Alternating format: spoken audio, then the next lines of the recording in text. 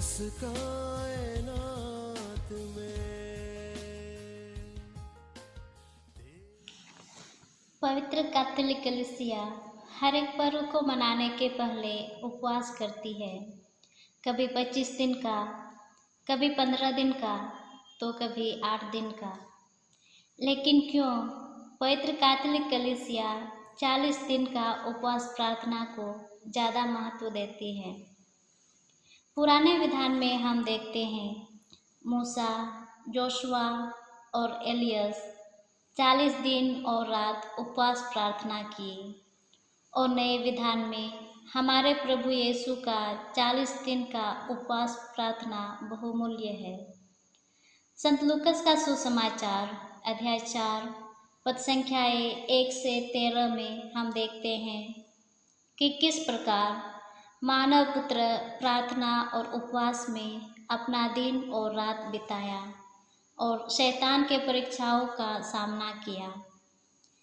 यहाँ हमें आश्चर्य दिलाने वाला एक प्रश्न है कि क्यों ईश्वर पुत्र प्रभु यीशु मसीह ने उपवास और प्रार्थना किया।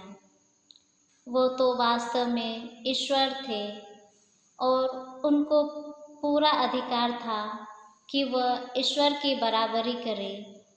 फिर भी उन्होंने दास का रूप धारण कर तथा मनुष्यों के समान बनकर अपने को दीनहीन बना लिया, और हमारे प्रधान याजक हमारी दुर्बलताओं में हमसे सहानुभूति रख सकते हैं, क्योंकि आपके अतिरिक्त अन्य सभी बातों में उनकी परीक्षा हमारी ही तरह ली गई है।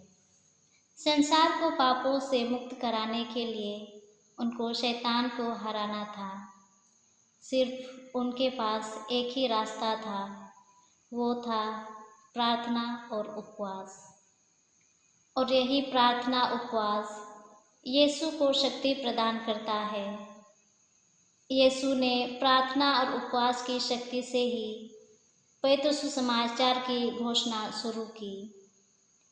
याद रखें, उपवास रखना शारीरिक इच्छाओं और भोजन करने से परहेज करना ही नहीं है, बल्कि उपवास का लक्ष्य यह है कि आप परमेश्वर के लिए स्थान और समय निकाल सकें। हम भोजन का परहेज करते हैं ताकि अधिक प्रार्थना कर सकें।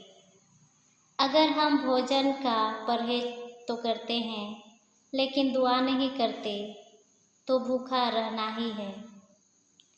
सामर्थ्य उपवास यही है कि हम उपवास करें और प्रार्थना में अपना समय व्यतीत कर सकें।